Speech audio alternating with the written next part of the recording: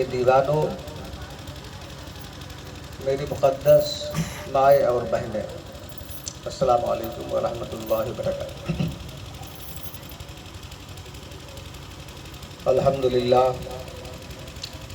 الحمدللہ کفا وسلام علی عبادہ الذین اصطفیٰ، اما بعد، فقد قال اللہ تبارک و تعالی فی القرآن المجید والفرقان الحمید، فاعوذ باللہ من الشیطان الرجیم، بسم اللہ الرحمن الرحیم۔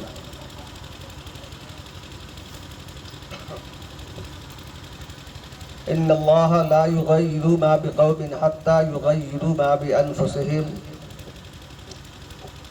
آمنت باللہ صدق اللہ العظیم وبلغنا رسولہ النبی الامین الکریم، ونحن علی ذلک لمن الشاہدین والشاکرین، فالحمد للہ رب العالمین۔ کسی کو کیا غرض سوچے تجھے نیچا دکھانے کو، تیرے اعمال کافی ہیں تیری ہستی مٹانے کو۔ بے شک۔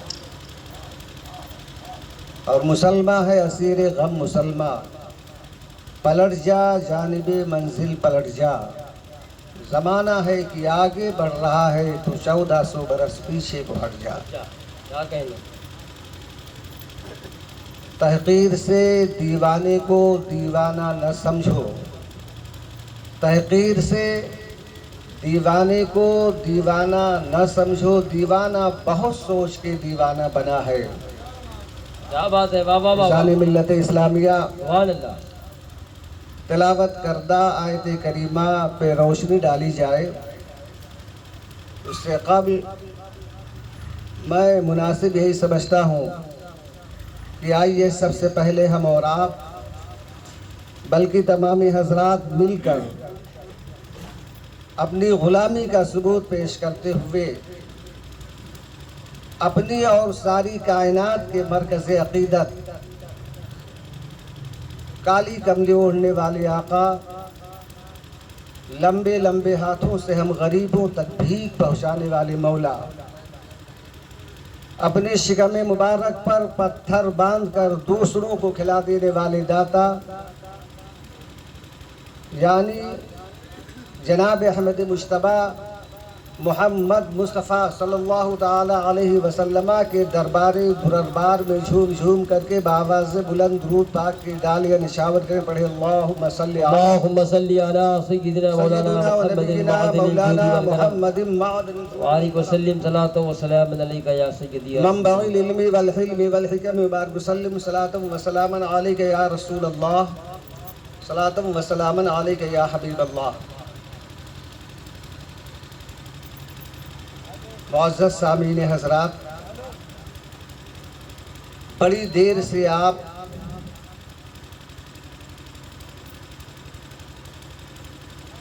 محترم المقام عالی جناب حضرت مولوی احمد رضا رزم کی نظامت کے سائے تلے، اور بالخصوص دربار عالیہ کفیلیہ بقائیہ چشتیہ نظامیہ کے تعلق سے ان کے لب و لہجے میں، اور خصوصاً ان کے اچھوتے اور انداز میں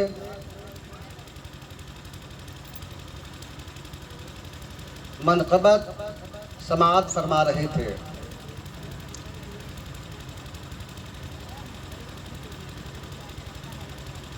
میں کیا اور میری بساط کیا کہ میں صاحب عرس کی شان میں لب کشائی کروں،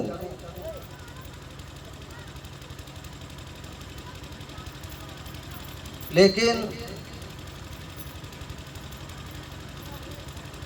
ہم ایسے غلام ان کی بارگاہ میں اپنی غلامی کا ثبوت پیش کرنے کی غرض سے تاریخ ساز 42واں عرس مقدسہ میں شرکت کرنے کی غرض سے یہاں حاضر ہے۔ چونکہ ہمارا یہ ایمان اور عقیدہ ہے کہ ہمارے بیٹھنے والے انداز کو ان کی بارگاہ میں جو کچھ بھی ہم خراج عقیدت پیش کر رہے ہیں، یقیناً صاحب آستانہ ہمارے ہر حرکات و سکنات کو بخوبی طور پہ ملاحظہ فرما رہے ہیں۔ محمد کی یہ محفل ہے، اب آئے جس کا جی چاہے، مقدر اپنا اپنا آزمائے جس کا جی چاہے۔ کیا بات ہے۔ ہر آنے والا عقیدت و محبت کے ساتھ حاضر ہوتا ہے، اس کے اپنے کچھ مسائل ہوتے ہیں۔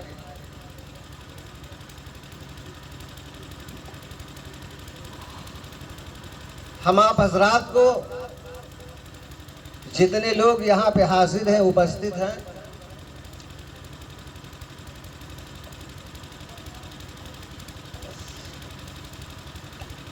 ہم خراج عقیدت بھی پیش فرما رہے ہیں اور آپ کا خیر مقدم بھی کرتے ہیں اور دعا بھی کرتے ہیں کہ جس تعلق سے، جس ارادے سے، جس نیت سے اپنے پیر و مرشد کے عرس مقدس میں جو بھی تمنا لے کر کے یہاں پہ حاضر ہے، رب قدوس ہمارے دلوں کو اور دلوں کے بھید کو بہت اچھی طریقے سے جاننے والا ہے۔ وہ ہماری آپ کی سب کی حسرتوں، امیدوں، تمناؤں کو اپنے محبوب کے صدقے و طفیل میں پورا فرمائے۔ عزیزان ملت اسلامیہ،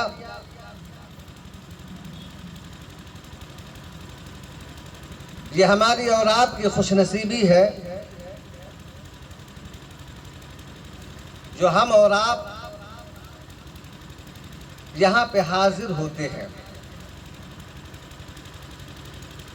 حضرت شیخ سعدی شیرازی علیہ رحمت و رضوان، جو ایران کی مشہور جگہ شیراز ہے، بڑے ہی سدھ آتما کے مہاپرش گزرے ہیں۔ انہوں نے فارسی میں اس خراج عقیدت کو اپنے لب و لہجے میں اس طریقے سے بیان کیا ہے کہ منت منے کی خدمت سلطان ہمیں کنی، چونکہ یہ کہہ دینا میں ضروری سمجھتا ہوں کہ سلسلہ عالیہ کفیلیہ کے ذمہ دار افراد تقریباً ہفتہ اور عشرہ سے میں دیکھ رہا ہوں، صبح و مساء، دن اور رات اپنے پیر و مرشد کو خوش کرنے کے لیے نت نئے انداز میں غلامی کا ثبوت پیش کر رہے ہیں، چاہے آرائش کا موقع ہو یا زیب و زینت ہو یا رنگائی پتائی کا معاملہ ہو۔ میں ان کے تعلق سے اور بہت پہلے اس حسین منظر کو حضرت شیخ سعدی رحمت اللہ تعالی علیہ نے یوں قلم بند فرمایا در زبان فارسی کہ منت مینے کی خدمت سلطان ہمی کنی، منت شناش ازو بخدمت بداشتر۔ ٹرانسلیٹ بھی کر دوں کہ احسان مت جتا ہاں کیا کہنے کہ تو بادشاہ کی خدمت کرتا ہے، کیا کہنے واہ واہ واہ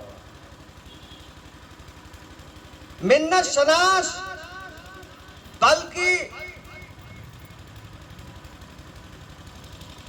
ان کے مرتبے کو پہچانو کہ انہوں نے ہم جیسے کمتر انسان کو اپنی غلامی میں قبول کر لیا۔ کیا کہنے واہ واہ واہ منت منے کی خدمت سلطان ہمیں کنی، احسان مت جتا کہ تو بادشاہ کی خدمت کرتا ہے، بلکہ ان کے احسان کو پہچان کہ انہوں نے تجھ جیسے کمتر انسان کو اپنی غلامی میں قبول کر لیا۔ کیا بات ہے، بے شک یہ غلامی اگر قبول ہو جائے صاحب آستانہ کی مقدس بارگاہ میں تو یقیناً ہماری دنیا اور آخرت سنور جائے گی انشاءاللہ الرحمن۔ انشاءاللہ الرحمن۔ عزیزان ملت اسلامیہ، یہاں آنے کا مقصد کیا ہوتا ہے؟ میلہ دیکھنے کے لیے تھوڑی ہم اور آ پاتے ہیں، چہل قدمی کرنے کے لیے نہیں آتے ہیں، بلکہ صاحب آستانہ کا کردار کیسا رہا۔ بہت سے ایسے افراد ہیں اس مجلس کے اندر تشریف فرما ہے جنہوں نے صاحب آستانہ جب بظاہر ہماری اور آپ کی نگاہوں کے سامنے بقید حیات تھے، ہم نے ان کا چلنا بھی دیکھا ہے، ان کا اٹھنا بھی دیکھا ہے، ان کا بیٹھنا بھی دیکھا ہے، ان کا مجلس میں گفتگو کرنا بھی دیکھا ہے، بڑوں سے عقیدتوں کے ساتھ کس طریقے سے پیش آتے تھے، چھوٹوں سے کس طریقے سے نرمی اور شفقت والے انداز میں پیش آتے تھے، یہ سب کچھ ہم نے اور آپ نے دیکھا ہے، طور طریقے کو ملاحظہ کیا ہے۔ صرف خالص مقصد یہ ہوتا ہے کہ جہاں پہ ہم صاحب آستانہ کے اس میں حاضری دیں، وہیں ہم اور آپ کچھ نہ کچھ وہاں سے حاصل کر کے لوٹیں۔ خالص مقصد یہ ہوتا ہے، اور ان کی بتائی ہوئی باتوں پہ عمل کرنے کا طریقہ بھی آ جائے۔ ہم کو اور آپ کو کیا تعلیم دیا ہے، کیا درس دیا ہے، کس طریقے سے زندگی بسر کرنے کے لیے نقش و نگار چھوڑے ہیں، ان کی تمام یادوں کو اپنے دلوں کے اندر وابستہ رکھنے کی کوشش کی جائے۔ یہی سچی اور پکی غلامی ہے، اور ان کی بارگاہ میں خراج عقیدت صحیح معنی میں پیش کرنا ہوگا۔ کس طریقے سے آپ کے صبح گزرتے تھے، کس طریقے سے آپ کی رات گزرتی تھی، اگرچہ ہم کو اور آپ کو ان سے محبت ہے، عقیدت ہے، پریم ہے، تو یقیناً ان کے سارے حرکات و سکنات کو ہم اپنے یادوں میں بسا لیں اور اسی کے اوپر اپنی زندگی کو بسر کرنے کے لیے مجبور کر دے۔ یہی پیر و مرشد کی محبت، یہی عقیدت ہوتی ہے، یہی ان کی بارگاہ میں خراج عقیدت پیش کرنے کا ذریعہ ہوتا ہے، ورنہ آنے سے کوئی فائدہ نہیں ہوتا ہے۔ میرے ملت کے نوجوانوں، حضرت بلال رضی اللہ تعالی عنہ کو کون نہیں جانتا؟ اللہ اکبر۔ ملک حبش میں رہا کرتے تھے، ان کی کوئی زندگی نہیں تھی، لیکن جب مرشد ربانی کے دست حق پرست پہ جب وہ مرید ہوتے ہیں، بیعت کا ارادہ کر لیتے ہیں، تو بڑی مصیبتوں سے آپ کو گزرنا پڑا، بڑے عشق کے مراحل سے آپ کو گزرنا پڑا۔ امیہ بن خلف کے غلام تھے، اور جب محمد عربی صلی اللہ علیہ وسلم سے عقیدت و محبت کا اظہار کیا تو دنیا والوں نے دیکھا کہ کفاران مکہ نے ان کے اسی خراج عقیدت اور ان کی سچی اور پکی غلامی کی وجہ سے گردن اقدس کے اندر رسیوں کا پھندا ڈال کر کے مکہ کے اوباش بچوں کے ہاتھوں میں دے دیا کرتے تھے۔ وادی مکہ کی گرم گرم ریت ہوتی تھی، حضرت بلال کو وہی کھینچا جاتا تھا۔ اللہ اکبر۔ لیکن جو عشق کا متوالا ہوتا ہے، جو سچی عقیدت و محبت کا مالک ہوتا ہے، جو حقیقت میں مرشد ربانی کے دست حق پرست پہ عہد و پیمان کر لیتا ہے، تو وہ یہ اعلان کرتا ہے جو جان مانگو تو جان دیں گے، جو مال مانگو تو مال دیں گے، مگر یہ ہم سے نہ ہو سکے گا نبی کا جاہ و جلال دیں۔ حضرت بلال رضی اللہ تعالی عنہ ستائے جاتے تھے، دنیا والے ان کے اوپر تانے کستے تھے، فبکیاں کستے تھے۔ جواب ہوتا تھا سیدنا بلال رضی اللہ تعالی عنہ کا کہ جب تک بکا نہ تھا تو کوئی پوچھتا نہ تھا، تم نے خرید کر مجھے انمول کر دیا۔ یہ ہے غلامی، یہ ہے عقیدت، یہ ہے محبت۔ تو میرے ملت کے نوجوانوں، ان کی ساری یادوں کو، ان کے چھوڑے ہوئے نقوش کو اپنا لینا ہی یہی کامیابی کی دلیل ہے، یہی کامیابی کی ضمانت۔ ان کی تعلیم پہ، ان کے دیکشا اور شکشا کے اوپر عمل کر لینا یقیناً یہ باعث خیر و برکت بھی ہے، اور یہی میدان محشر میں پروردگار عالم کی روبرو منہ دکھانے کے لائق ہم اور آپ ہوں گے۔ یہی غلامی ہوتی ہے میرے ملت کے نوجوان۔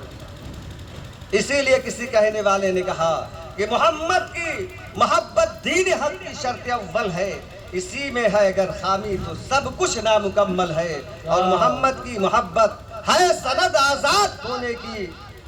تو میرے ملت کے نوجوانوں، اپنے عادت و اطوار کو بدلو اور شریعت مصطفیہ کے مطابق زندگی بسر کرو۔ ابھی مجھ سے پہلے نظامت فرما رہے کرم فرما علی وقار مولوی احمد رضا رزم، صدر المدرسین مدرسہ انجمن ملت الانصار وارسیہ، فرما رہے تھے ماں کی عظمت کے حوالے سے۔ میرے ملت کے نوجوانوں، نبی محترم صلی اللہ علیہ وسلم نے بہت پہلے یہ ارشاد فرمایا والدین کے حقوق کے تعلق سے، ماتا پتا کے تعلق سے، کہ سخط الاب سخط اللہ، باپ کی ناراضگی خدا کی ناراضگی ہے۔ آج ہمارا نوجوان طبقہ، ہمارا سماج، سب کو تو نہیں کہا جا سکتا الا ماشاء اللہ، لیکن ادھکانش ایسے ایک وبا چلی ہے جو آج کل دیکھنے کو ملتی ہے۔ اللہ اکبر، بڑا افسوس ہوتا ہے۔ ہم کلمہ پڑھتے ہیں محمد عربی صلی اللہ علیہ وسلم کا، اور ان کی تعلیم، ان کی تربیت سے بہت کوسوں دور ہوتے جا رہے ہیں۔ نبی محترم صلی اللہ علیہ وسلم نے ارشاد فرمایا سخط الاب سخط اللہ، باپ کی ناراضگی خدا کی ناراضگی ہے۔ ماں کے تعلق سے نبی محترم صلی اللہ علیہ وسلم نے ارشاد فرمایا الجنت تحت اقدام الامہات، جنت ماں کے قدموں کے تلے ہے۔ اللہ اکبر۔ آج ہماری نوجوان نسلیں کس طریقے سے پیش آتی ہیں، اس کا محاسبہ خود اپنے گریبان میں منہ ڈال کر کے کر لیں تو زیادہ بہتر ہے۔ آج سے 1400 برس پہلے نبی آخر الزماں صلی اللہ علیہ وسلم نے ارشاد فرمایا کہ شراب پینا حرام ہے، کون نہیں جانتا۔ نبی محترم مکے میں سب سے زیادہ شراب پی جاتی تھی، آج کل کیا لوگ پیئیں گے؟ ہسٹری اس بات کی دلالت کرتی ہے، تاریخ جب روگردانی کی جاتی ہے تو پتہ یہ چلتا ہے کہ صبح ہوتی تھی، شام ہوتی تھی، عمر یوں ہی تمام ہوتی تھی۔ جیسے ہی آنکھ کھلتی تھی، پانی کی جگہ کے اوپر شراب کی باٹل ہاتھ میں ہوتی تھی، اور جب سن 2 ہجری میں پروردگار عالم نے شراب کے تعلق سے جب نبی محترم صلی اللہ علیہ وسلم کی مقدس بارگاہ میں یہ سوال قائم کیا لوگوں نے کہ اللہ کے رسول مقبول صلی اللہ علیہ وسلم شراب اور جوئے کے متعلق ارشاد فرمائیں، اللہ اکبر، تو پروردگار عالم نے اپنے محبوب کے اوپر جو ہے قرآن مجید میں یہ آیت کریمہ کا نزول فرمایا، یسألونک عن الخمر والمیسر قل فیہما اسم کبیر۔ اے محبوب، جو آپ سے سوالات قائم فرماتے ہیں، جو لوگ آپ سے پوچھتے ہیں کہ شراب اور جوئے کے تعلق سے، تو میرے محبوب قل فیہما اسم کبیر، آپ فرما دیجئے یہ دونوں گناہ عظیمہ ہیں، اس لیے کہ شراب ام الخبائث ہے، تمام بیماریوں کی ماں ہے، جڑ ہے۔ جب انسان شراب پیتا ہے تو جانتے ہو وہ حواس باختہ ہو جایا کرتا ہے، اور جب کوئی انسان جوا کے اڈے پہ چھاپا مارتا ہے اور تاش کی پتیوں کو اپنے ہاتھ میں لیتا ہے، یہ تو قرآنی تعلیمات پروردگار عالم نے ارشاد فرمایا، اور جس کا کلمہ ہم اور آپ پڑھتے ہیں اس نبی کے تعلق سے آپ سنیں۔ حضرت مولائے کائنات جو خلیفہ چہارم ہیں، نبی محترم صلی اللہ علیہ وسلم کے داماد بھی ہیں، شیر خدا ہے، مشکل کشا ہے، آپ نے شراب کے تعلق سے ارشاد فرمایا، اے لوگو،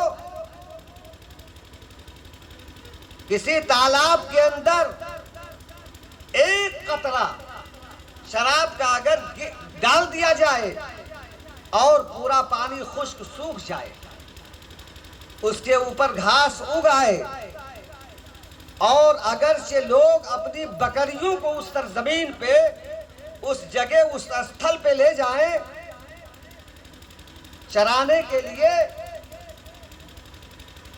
تو اگی ہوئی گھاس جب ان کی بکریاں کھا لیں تو ان کے تھنوں کے اندر جو دودھ آئے گا وہ مسلمان کے لیے حرام ہوگا، اللہ اکبر۔ لیکن آج کا مسلمان پوری بوتل پی لیتا ہے۔ اخبارات آپ اٹھا کر کے پڑھیے، میری ملت کے نوجوانوں، رونا ہے پوری قوم کا، مسلمان ہی کا نہیں، پوری سماج کا۔ کسی بچے نے اپنی بیوی سے پیسہ مانگا یا اپنے والدین سے، ماتا پتا سے پیسہ مانگا، اس کا انجام آپ دیکھتے ہوں گے، پڑھتے ہوں گے، کوئی کلہاڑی سے مار رہا ہے۔ ام الخبائث میرے نبی محترم صلی اللہ علیہ وسلم نے ارشاد فرمایا، انجام کیا ہوتا ہے؟ اس کے بعد میں ہم اور آپ روتے ہیں کہ ہمارے اوپر ظلم ہوتا ہے۔ میرے ملت کے نوجوانوں، اگر قرآن پاک پڑھتے ہو، قرآن پاک کے اوپر ایمان ہے، تو 13ویں پارے کی جو میں نے بہت ہی مشہور آیت کریمہ کی تلاوت کرنے کا شرف حاصل کیا ہے آج کے اس عرس مقدسہ کے موقع کے اوپر، کہ ان اللہ لا یغیر ما بقوم حتی یغیروا ما بانفسہم، بے شک پروردگار عالم کسی قوم کی حالت کو تبدیل نہیں فرماتا ہے، یہاں تک کہ وہ قوم اپنی سرکشی کی بنیاد پر، اپنی عادت، اپنی جبلت، اپنی خصلت کے اندر جب تبدیلی پیدا کر لیتی ہے، چینجنگ لے آتی ہے، تو یقیناً اس کی حالت کو پروردگار عالم اسی جیسے کو بنا دیا کرتا ہے۔ یہ قرآن کہہ رہا ہے، یعنی اس کی عزت کو ذلت میں تبدیل کر دیا کرتا ہے، اس کی فتح کو شکست میں تبدیل کر دیا کرتا ہے۔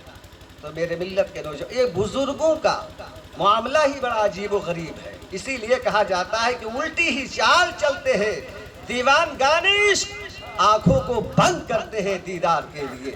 پینا ہے اگرچہ تو ان کی شراب محبت پی لو، کچھ حاصل کرنا ہے تو ان کے نقش قدم کو اپنا لو، قسم خدا کی یہی کامیابی کی ضمانت بن جائے۔ تو یہاں آئے ہیں اور ہم اور آپ تو کچھ نہ کچھ حاصل کرنا سیکھے۔ بزرگوں کا بڑا اچھا معاملہ ہے اور ہمیشہ رہا ہے، اس لیے کہ یہ دنیا والا جب چلا کرتا ہے، کوئی بھی نیتا یا اغوا یا پیشوا کہہ لیجئے، تو دل بنایا کرتا ہے، لیکن جب یہ اللہ کے دیوانے چلا کرتے ہیں تو انہیں دل کی ضرورت نہیں ہوتی ہے۔ یہ جہاں نقش قدم کو رکھ دیتے ہیں، قسم خدا کی مردہ زمین میں جان آ جائے گا۔ ایسے نہیں ہوتا ہے۔ یہ سب معاملات بڑی عجیب و غریب ہوتے ہیں۔ جس کے اوپر نگاہ محبت ڈال دیتے ہیں تو قسم خدا کی اس کی دل کی دنیا بھی بدل جایا کرتی ہے اور آخرت بڑا تابناک ہو جایا کرتا ہے۔ ان سے عشق اور ان سے عقیدت و محبت رکھو گے، آپ کے قدم نہیں ڈگمگانے پائیں گے۔ اس لیے کہ پوری زندگی انہوں نے اچھی اچھی باتوں کا ہی حکم دیا، تو ان کی بتائی ہوئی باتوں پہ، ان کے کردار کو پڑھیے، سمجھیے اور سمجھنے کے بعد عمل کرنے کی کوشش کیجیے۔ اسی میں ہماری اور آپ کی فلاح و بہبودی ہے۔ اور ساتھ ہی ساتھ یہ بھی میں عرض کر دوں کہ اپنے بچوں کو بہترین تعلیم سے آراستہ کیجیے، اس لیے کہ جس قوم کے اندر تعلیم نہیں ہوتی ہے، ایجوکیشن نہیں ہوتا ہے، شکشا نہیں ہوتی ہے، یقیناً وہ انسان کامیاب ہو ہی نہیں سکتا ہے۔ اس لیے کہ نبی محترم صلی اللہ علیہ وسلم کے اوپر جو پہلی سورہ کریمہ نازل ہوئی تھی، اقرا بسم ربک الذی خلق، جانتے ہو اس کا مطلب کیا ہوتا ہے؟ مفسرین کرام نے اس کا عنوان کیا ہے، اقرا پڑھو، بسم ربک الذی خلق، اس رب کے نام سے جس نے تمہیں پیدا فرمایا ہے۔ بہت پہلے تعلیم کی ہم کو حاصل کرنے کی تعلیم اور تلقین بھی کی گئی ہے، اس لیے کہ انسان عاری نہیں ہو سکتا ہے۔ اگر تعلیم حاصل کیے ہوئے ہے، شکشا گرہڑ کیے ہوئے ہے، تو یقیناً وہ بدزبانی نہیں کر سکتا ہے۔ اس کا اٹھنا، اس کا بیٹھنا، اس کا گفتگو کرنا، اس کے معاملات بہت اچھے طریقے سے ہوتے ہیں۔ تو میرے ملت کے نوجوانوں، عہد کرو اپنے بچوں کو بہترین تعلیم سے نوازیں گے۔ آدھی روٹی آپ کھائیے، اپنے بچوں کو بہترین تعلیم دیجیے، چاہے دنیاوی تعلیم ہو چاہے دینی تعلیم ہو۔ اس لیے کہ یہ مجاز دیا ہے نبی آخر الزماں صلی اللہ، تعلیم ہم لوگ حاصل کرتے ہیں لیکن کسی بھی شخصیت کا چہرہ نہیں اجاگر کر پاتے، اپنی بات کو ہم اچھی طریقے سے نہیں رکھ پاتے ہیں۔ کالی کملی اوڑھنے والے آقا جناب احمد مجتبیٰ محمد مصطفیٰ صلی اللہ تعالی علیہ وسلم نے تعلیم کے تعلق سے یہ ارشاد فرمایا، اطلبوا العلم ولو کان بالصین، علم حاصل کرنے کے لیے اگر تمہیں چین جانے کی ضرورت پڑے تو تم چین جا کر کے تعلیم حاصل کرو۔ یہ اتنی بڑی بات ہے۔ تو میرے ملت کے نوجوانوں، جب انسان تعلیم حاصل کیے ہوئے ہوگا تو ہو سکتا ہے کہ کسی کو کچھ کہنے سننے میں اسے بہت کچھ سوچنا پڑے گا، اور بزرگوں کی تو یہ رواداری رہی ہے کہ ان کی مقدس بارگاہ میں کوئی اونچ نیچ، ذات پات، قبیلہ، خاندان، مذہب، مسلک، مشرب کچھ نہیں ہوتا ہے، اس لیے کہ سب اس کے بندے ہیں۔ یہ ہماری اور آپ کی سوچ ہے، یہ ہماری اور آپ کی فکر ہے، جو آج ہم اور آپ ان تمام خانوں میں بڑھ چکے ہیں۔ میرے ملت کے نوجوانوں، وہی ہے معبود حقیقی جس نے ہماری اور آپ کی تخلیق فرمائی ہے۔ ہر دھرم کا سمان کرنا چاہیے۔ مذہب اسلام ہم کو یہی تعلیم دینے کی ترغیب بھی دیتا ہے اور یہی سکھاتا بھی ہے۔ سورہ مجادلہ میں پروردگار عالم ارشاد فرماتا الذی خلق الموت والحیات لیبلوکم ایکم احسن عملا۔ وہی ہے پروردگار عالم جس نے زندگی کو پیدا فرمایا ہے اور جس نے موت کو بھی پیدا فرمایا ہے۔ آخری بات میں کہہ کر کے اپنی بات کو مختصر کرنا چاہوں گا۔ زندگی سے نوازا اور ایک نہ ایک دن ہم کو اور آپ کو موت کے گھاٹ بھی اترنا ہے۔ موت آنی ہے، یہ ہر انسان جانتا ہے، چھوٹا ہو بڑا ہو، رئیس ہو کبیر ہو، صغیر ہو دھنوان ہو یا وقت کا سلطان ہو، سب لوگ جانتے ہیں کہ موت آئے گی۔ کب آئے گی، کس وقت آئے گی، کہاں پر آئے گی، کس انداز میں آئے گی، یہ کوئی نہیں جانتا ہے۔ لیکن موت ایک امر مسلم ہے، اس وحدہ لا شریک کا ایک اٹل قانون ہے۔ وقت پورا ہوگا اور سب کو اس دنیا سے کوچ کر جانا ہے۔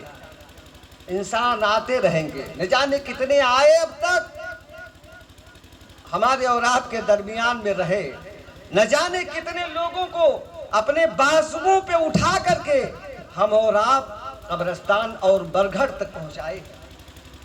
ہمارے عزیز و اقارب بھی تھے، ہمارے خاندان والے بھی تھے، ہمارے ماں باپ بھی تھے، ہماری اولادیں بھی تھیں۔ میں ستیہ پہ آدھارت بات کر رہا ہوں میرے دوستو۔ کبھی رات کی تنہائی میں لائٹ بند کر کے اپنی آنکھیں بند کرو اور اپنے نفس کا محاصرہ کرو، اپنے گریبان میں منہ ڈال کر کے سوچو اور فیصلہ کرو، ہر ایک چیز کا اتر مل جائے گا۔ اس لیے کہ قبر کی وہ تاریک کوٹھی تصور کر لوگے، رات بھر نیند نہیں آئے گی میرے ملت کے نوجوانوں۔ جب دل کے اوپر یہ نقش ہو جائے گا کہ مرنا ہے، اندھیری قبر میں رہنا ہے، وہاں ہماری چیخ و پکار کو کوئی نہیں سنے گا، ہماری مدد کرنے کے لیے کوئی نہیں آئے گا۔ ہم جو کچھ بھی دنیا کے اندر حاصل کر رہے ہیں جھوٹ بول کر کے یا فراڈ کر کے، یا جو کچھ بھی اپنے تجوریوں کے اندر کھنکھناتی ہوئی پونجیاں اکٹھا کی ہے، کسی بھی انداز میں، کیا ہم اور آپ اس کو ساتھ میں لے کر کے جائیں گے؟ ہرگز نہیں۔ دنیا کا یہ دستور رہا ہے کہ جب انسان پیدا ہوتا ہے تو اس کی بند مٹھی ہوتی ہے، لیکن جب دنیا سے انسان جاتا ہے تو اس کی کھلی ہوئی مٹھی ہوتی ہے۔ دنیا کو یہ پیغام دینا چاہ رہا ہے ہر مرنے والا کہ لوگوں دیکھ لو، میں نے بہت کچھ حاصل کر لیا لیکن یہاں سے خالی ہاتھ جا رہا ہوں۔ رات بھر میرے ملت کے نوجوانوں نیند نہیں آئے گی۔ اس لیے غالب صاحب نے بڑی اچھی بات کہی ہے کہ موت کا وقت جب معین ہے، رات بھر نیند کیوں نہیں آتی؟ اس کے اوپر ہم کو اور آپ کو منتھن بھی کرنا چاہیے۔ کاہے کو ہم جھوٹ بولتے ہیں، کاہے کو ہم ہٹ دھرمی کرتے ہیں؟ ایک طاقتور انسان کے بغل کے اندر اگر غریب ہے کسی بھی مکتب فکر سے اس کا تعلق ہے، اس کے اوپر میں ٹیکا ٹپڑی نہیں کرنا چاہتا، لیکن طاقت ہے اگر اس کے پاس، بچے ہیں اس کے پاس، لاٹھیاں جس کو کہتے ہیں، یا پاور ہے یا پیسہ ہے، پرنالہ اس کی طرف کھول دیتا ہے۔ میں پوچھنا چاہتا ہوں کہ نبی محترم صلی اللہ علیہ وسلم کا ہم اور آپ کلمہ پڑھتے ہیں، ان بزرگان دین سے وابستہ ہے، کیا ان کی تعلیم یہی تھی؟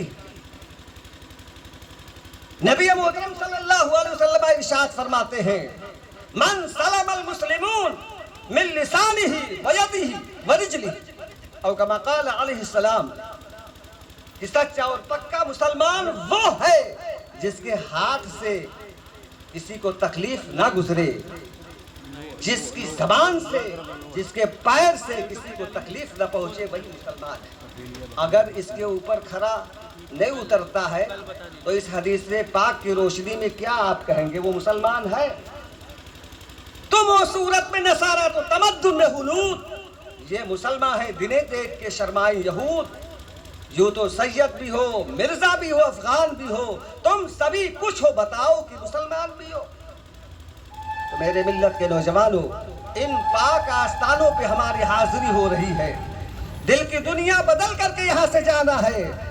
ہمارے صبح اچھے انداز میں گزرنے ہوں گے، ہماری راتیں اچھے انداز میں گزرنی ہوں گی، اور والدین اگر کسی کے بقید حیات ہے میرے ملت کے نوجوانوں، جیوت ہے، زندہ ہے، یہ بہت بڑی عظیم سرمایہ ہے، بہت بڑی پونجی ہے میرے ملت کے نوجوانوں۔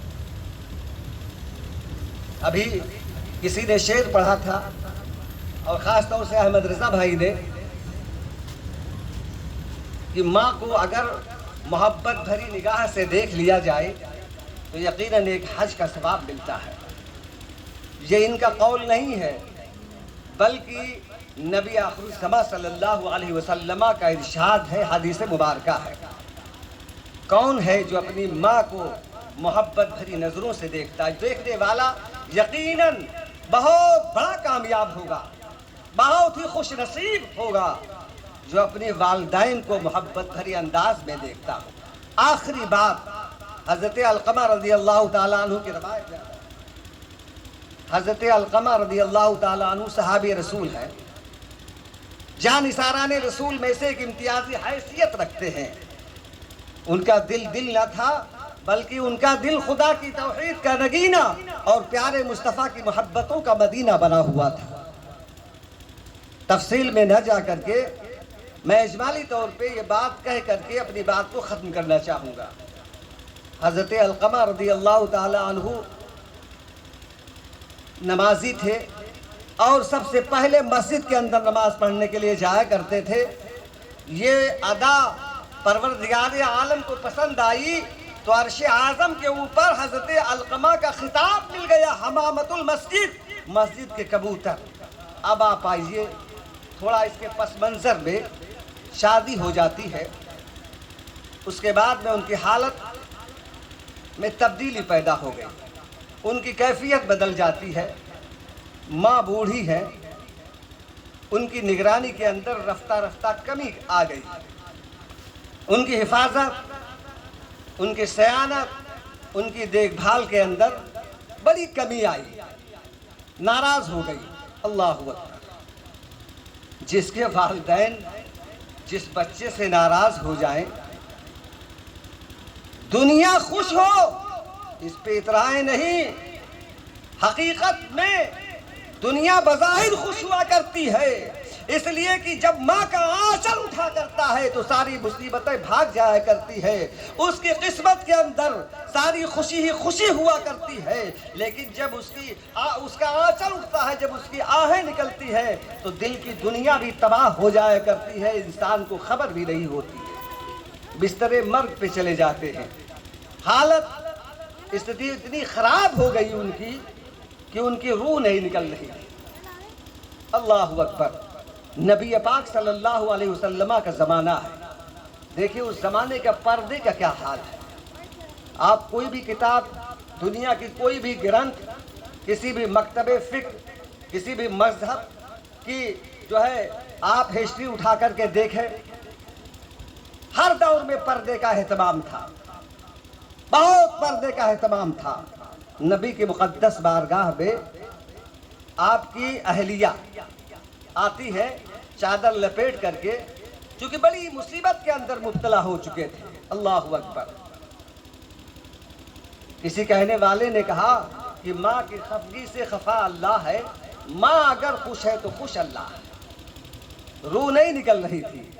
آپ کی اہلیہ، آپ کی دھرم پتنی جسے کہتے ہیں، پہنچتی ہے نبی کی بارگاہ میں، عریض ادب پیش کرتی ہیں، اللہ کے رسول مقبول صلی اللہ علیہ وسلم، میرے شوہر نامدار یعنی میرے پتی کی روح نہیں نکل رہی ہے، بڑی تکلیف کے اندر مبتلا ہے، بڑی اذیت بھری ان کی زندگی ہے، اب دیکھا نہیں جاتا ہے۔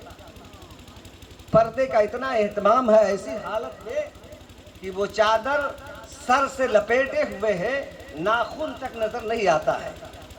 آج ہماری مائیں بہنیں کس انداز میں چلتی ہیں،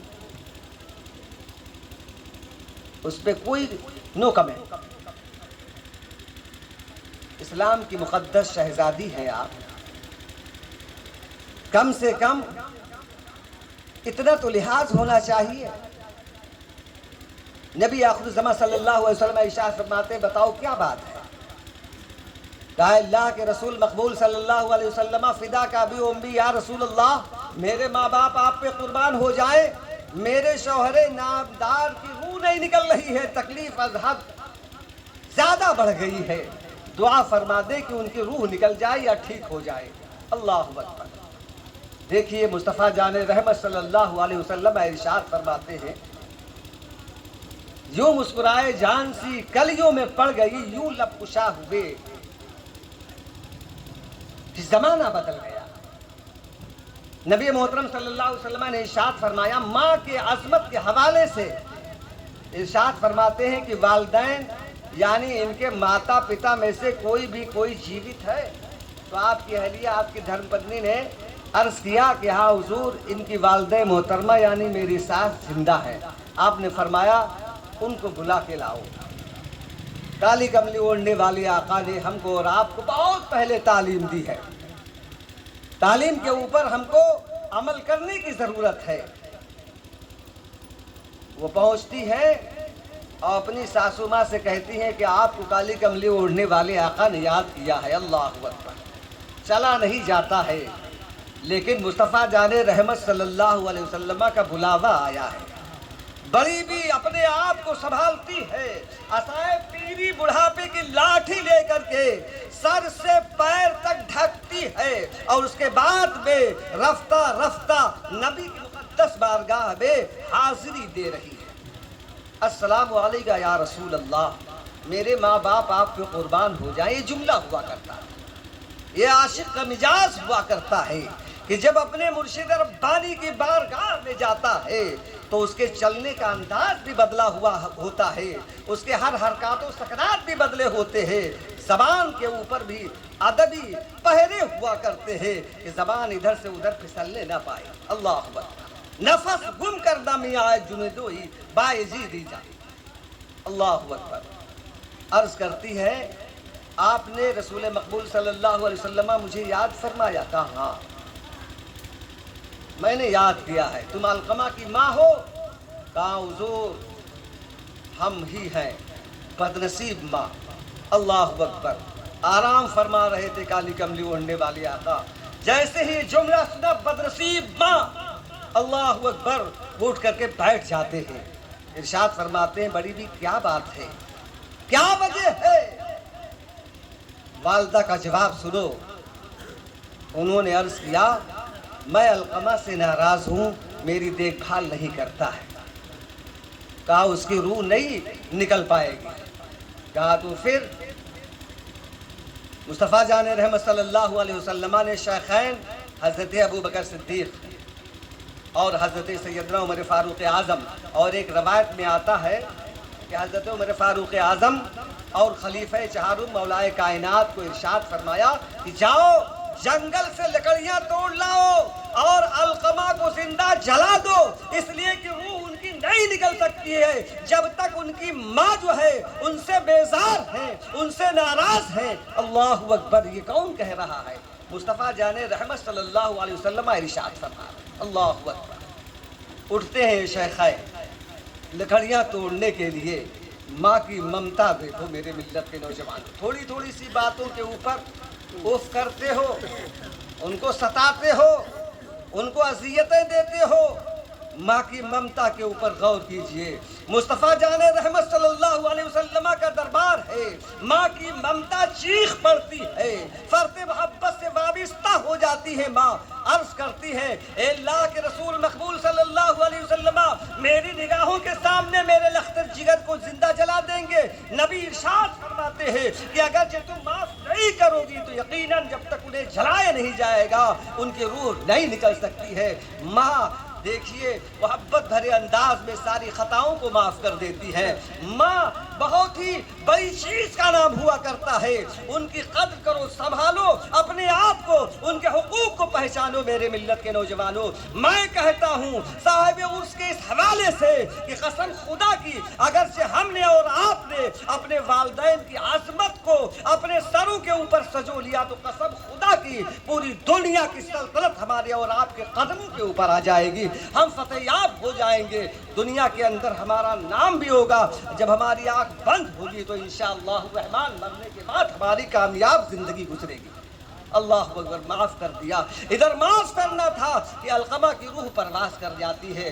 دعا ہے کہ رب قدیر صاحب آستانہ کے عرس کے اندر جتنے لوگ یہاں شریک ہیں، جتنے لوگ یہاں پہ حاضر ہیں اور جو کسی کارن وش نہیں آ سکے، صاحب آستانہ کے حوالے سے رب قدیر کی بارگاہ میں یہ ناچیز دعا کرتا ہے کہ آنے والوں کی تمام منتیں مرادیں جو بھی ان کے مسائل ہوں دنیاوی، پروردگار عالم انہیں حل فرما دے، ان کی مشکلوں کو آسان فرما دے اور ہم سب کو اچھی زندگی بسر کرنے کی توفیق رفیق مرحمت فرما دے۔ استغفر اللہ ربی من کل ذنب واتوب الیہ۔ سینکڑوں راز نہفتہ ہے میرے سینے میں، بات بڑھ جائے گی، یاران شمن جانے دو۔ وآخر دعوانا الحمدللہ رب العالمین۔ کھڑے ہو جائیے، سلام۔ یا نبی سلام، یا